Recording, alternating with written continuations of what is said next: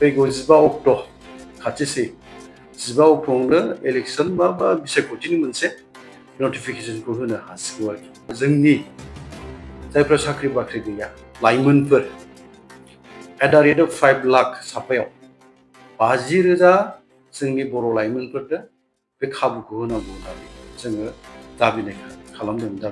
गुवाहाटि आरो सानजारि नोगोराव बर' कसारि autonomous काउन्सिलनि secretariat लुनांगौनि बाथ्रा, बिनि थाखाय जोङो गिबि मन्थ्रिखौ बुंदों। दुब्रियाव मोनसे हा दंमोन गोदोनो बुरद कालेक्सन, बे समावहाय ब्रह्मल'जों माबा खालामना गालांनाय, गायसनना गालांनाय, बे दा आद्रि जानो नागिरदों। दुब्रिनि हार्ट अफ द दुब्रि टाउन आरोखि बेयो दङ। दा बे आद्रि जानो नागिरनायखाय बेवहायबो जोङो ब्रह्मल'जों लुनांगौनि दाबिखौ लादों। दासान्दि BKWSनि थासारिखौ फोरमायनायनि सिगां आङो दिनैहाय खौरां बिजोंनि गेजेरजों ओरैनो दायनैसो बाथ्रा फोरमायनो साननाय जादों। बाथ्राफोरखौ जोङो रोखाबो जानांगौ। फैगासिनो थानाय समाव जों बोरैहाय मोजाङै खौसे जयै खामानि मावनानै जाफुंहोनो हायो बिनि लामा लानांगौ, बेखौ आङो खावलायगोन BTC बायजोआव थानाय साफ्रोमबो बर' रायजो राजाखौ। दा जोङो थांनाय आसाम एसेम्ब्लिनि जथुम्मा जादोंमोन, सानब्रैनि जथुम्मा। बावहाय जोबथा सानखालि 19 अक्ट' फेब्रुवारिमोन। आसामनि गिबि मन्थ्रि मानगोनां डक्टर हिमन्त बिश्व शर्माखौ जों लोगो मोन्दों। आसाम आयेन आफादनि गावनिनो गिबि मन्थ्रिनि मोनसे जथुम्मा, मोनसे खथायावहाय कनफारेन्स हलाव।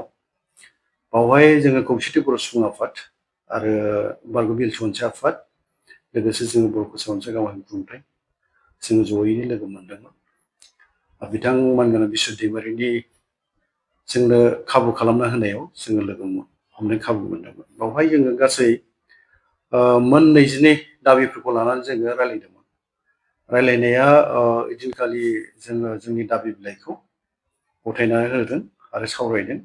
बिथाङा मोनसे खोथा होदोंबा जे माखासे जाय खामानिफोरखौ मावफुंनो हायो मावनो नाजानोसै साननैसो उनाव, आरो माखासे जायफोरखौ जोङो नैबे दा बिसायख'थिनि आगोलाव हास्लाबनाय नंला बेखौ जोङो मेनिफेस्ट' सोनानै दोनसै, बे बाथ्राखौ जोंनो फोरमायदों आरो। मेनिफेस्ट' माने BJPनि मेनिफेस्ट', बिसायख'थिनि मेनिफेस्ट'। दा बावहाय जोङो गुबैयै जोंनि गामि सोसननायनि बाथ्राखौनो जों गिबियाव लाबोदों। जे दासिम बर' कसारि अट'नमास काउन्सिलनि गामिफोरखौ जोङो सोसननो हायाखिसै बा जोङो नटिफिकेसन खालामजोबनो हायाखै।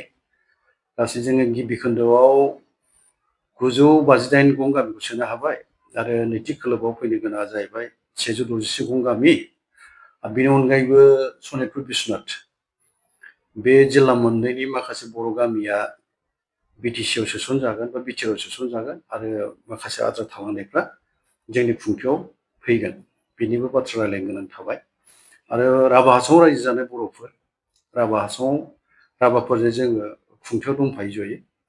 दा राभा हासंनि बर'फोरनि मोनसे साननाया बे जे जों जेरावहाय BTCनि बायजोआव बर'फ्राबो खुंथाय मोनबाय, बेखायनो जों जेराव जोंनिनो खुंथाय मोनबाय बेवहाय जोंबो थानो लुबैयो जयै, जा एसे मोनो बेखौनो रानलाय होनलाय जोङो खामानि मावनो लुबैयो जयै थानानै। बे बाथ्राखौ बुंबोबाय थानायाव राभा हासंनि खुंगिरि आरो राभा हासङाव थानाय राभा स्टुडेन्टस इउनियन, दुलाराय बर' फरायसा आफाद, खौसेथि बर' सुबुं आफाद, बारग' बिल सनसेबो जों रायलायबोदों, खुंथाय ज'नो जोङो रायलायबाय। नाथाय समा बाबेनलांबाय, बिनि मोनसे रोखा सुस्रांनाय लामा नुजानानै फैयाखै, दाबो रायलायनानै दङ।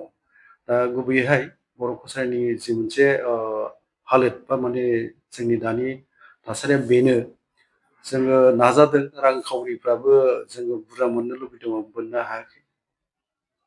जोङो 71 रां बावैया मोननांगौमोन, बेखौ मोनाखै। बेफोर गासै जेंनाफोरखौ जों फोरमायदों। आरो बिसायख'थिनि सिगां जोङो सानदोंमोन मा, जे जोंहा बर'फ्रा BTCनि बायजोआव गोबां बर' थानाय जिल्लाफोर दङ आरो बियाबफोर दं, जाय बियाबफ्राव बर'फ्रा भटार्स हिसाबै बिसायख'थियाव बाहागो लायो, आरो जोङो देरहाहोयोबो, आरो जोङो मददबो होबोदों सोरखारखौ। दा जोङो बुंनो थाङोबा नियार एबाउट 6 लाख, माने 6 लाखसो भटार्सफ्रा जोङो BTCनि बायजोआव भट होनो मोननाय जायो। दा एफा बुरजा भट जों जेराव BJPनो कनभार्ट खालामनो हागोन बा जोङो भट होनाय जागोन। जोङो BJPजोंनो जेराव दङ, BJPजों जोङो दिनैहाय खुंथायाव बिथांमोनानो जोंनो दाना होदों, बेखायनो जों दाथ' नैबे समाव BJPजों दंखायोखाय जोङो बुंदोंमोन गिबि मन्थ्रि बिथांखौ जे जोंनोबो बिटिसि रायजोआव मोनथाम जोंनो बर'फोरनो बियाब होनांगौ बे बाथ्राखौ बुंनाय जादोंमोन। बिथाङा रायलायनायनि बाथ्राखौ होदों दोलोजों माने Assam state BJP Assam Pradesh BJP आरो सोरखार ओमफ्राय जोंनि खौसेथि बर' आफाद बारगो मिल सनसे आफाद जोंनि खुंथाय आरो बिदिनो जोंनि बर' माहारि आफादजों रायलायनानै बेखौ रैखा खालामनाय बाथ्रा बुंदोंमोन। दा दाखालि मोनसे जोंनि जरायावबो धेमाजि जिल्लानि सिङाव मोनथाम बियाबनि सिङावहाय मोनसे जन' आसिरबाद जात्रा जाय बिमुंजोंहाय बियो नुजाफैदोंमोन बा दावबायफैदोंमोन। बेवहाय लोगो हमनायाव जोङो जोंनि सानजारि नोगोर बे मानिकपुरनि जि मोनसे लामाजों दावबायबोनाय समाव जोङो लोगो हमनायाव बिथांखौबो सोंनाय जादोंमोन। जोङो थाबायनानैनो रायलायनांबाय गोबां मानसिनि होंगो दोंगोआव। बेवहाय आं बुंदोंमोन आरो जोंना खौसेथि बर' सुबुं आफादनि आफादगिरियाबो बुंदोंमोन जे रायलायनायखौ माला खालामनो बुंनाय जादोंमोन। बिथाङा बुंदों 10 अक्ट'सिमा प्रग्राम दङ, बेनि उनावहाय दिसपुराव रायलायनोसै होनना बुंलांदों आरोखि। ओंखायनो जोङो गाबोन जों थांगोन दिसपुरावहाय, माने गुवाहाटियाव थांगोन जोङो आरो जोङो गिबि मन्थ्रि बिथांजों लोगोसे जोंनि पार्टि प्रेसिडेन्ट लिनसय खेमानगार बिथांमोनखौ जोङो कन्टेक्ट खालामनोसै बा जोङो लोगो हमनानै रायलायसिगोन। आरो जोङो दाबो लुबैयो, जोंबो मिजिंथिदों एटलिस्ट जोंनोबो लवार आसाम, मिडिल आसाम आरो आपार आसाम माने सा आसाम थाबाय जोंनि बाहागो गोग्लैयो, गेजेर बे मरिगाव नगावफ्रा गोग्लैजोबो गेजेराव, आरो जोङो लवार आसाम होनोबा जोबनाय ओजोंहाय धुब्रि गवालपारा बेफोर गोग्लैजोबो। दा बेवहाय जोङो साथाम बर' सुबुंनो बिजेपियाव बिजाथि होनांगौ होननानै बा टिकेट होनांगौ होननानै जोङो बुंनाय जादों। रायजो सभानि बाथ्रा बुंदोंमोन जों, नाथाय रायजो सभाखौथ' हास्लाबाखिसै। रायजो सभायावबो बिटिसिआवथ' मोनसे गोख्रों खुंथाय थाबाय 6 सिडिउल, आरो माने बावहाय हाग्रामा महिला सानानै गोख्रोङैनो जेरावहाय खुंथायखौ सामलायो इएमफोर थाबाय, एमएलएफोर थाबाय, गोबां बिथांमोननिफ्राय सुबुं थान्दैफोर दङ खुंथायाव।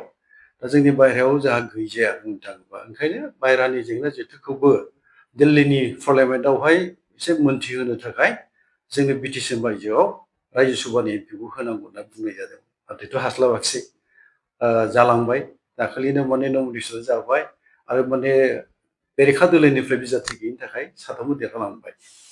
दा बे खाबुआ जोंनिफ्राय थांबायखौनो जों बुंजायो आरोखि। आरो बिनि अनगायैबो जोङो दाबिखौ लाखिदों।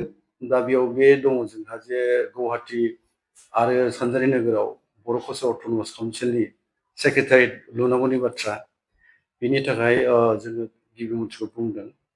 दिल्लीयावबो जोङो बर' कालचार अट'नमास काउन्सिलनि मोनसे भबन नांगौ बेखौबो बुंदों जोङो। आरो धुब्रियाव मोनसे हा दंमोन गोदोनो बुरद कालेकसन, बे समावहाय ब्रह्म लजिं माबा खालामना गालांनाय, गायसनना गालांनाय, बे दा आद्रि जानो नागिरदों। धुब्रिनि heart of the Dhubri town आरोखि बेयो दङ। दा बे आद्रि जानो नागिरनायखाय बेवहायबो जोङो ब्रह्म लजिं लुनांगौ बे दाबिखौबो लादों जोङो। आरो जोंनि जायफ्रा साख्रि बाख्रि गैया लाइमोनफोर, at the rate of 5 lakh साफायाव 50,000 जोंनि बर' लाइमोनफोरनो बे खाबुखौ होनांगौ होननानै जोङो दाबिनाय खालामदों, दाबिदोंमोन। बा बे लिरनाया दङ। दा बिदिनो गोबां माखासे जों गासै 22 दाबिखौ जोङो बिथांनो गथायना होदों, रायलायनाय बाथ्राफोर होदों। दा जों ओंखायनो गाबोन ओंखारलांनानै बिथांखौ गिबि मन्थ्रिखौ आरो जोंनि पार्टि प्रेसिडेन्ट बिजेपिनि स्टेट बिजेपिनि लिनसय खेमानगार बिथांमोनखौ लोगो हमनानै रायलायनायखौ थाब जानायखौ जोङो लुबैदों। मानोना खोनानाय बायदियै फैगौ 15 अक्ट' खाथिसै, 15 अक्ट'आवनो इलेक्सन बा बिसायख'थिनि मोनसे नटिफिकेसनखौ होनो हासिगौ आरोखि। ओंखायनो बाथ्रा बे जोंनि बर' कालचारनि दानि बा जों साननाय, जों मोननो लुबैनाय जोंनि दाबि बेफोर बेखिनि आरोखि।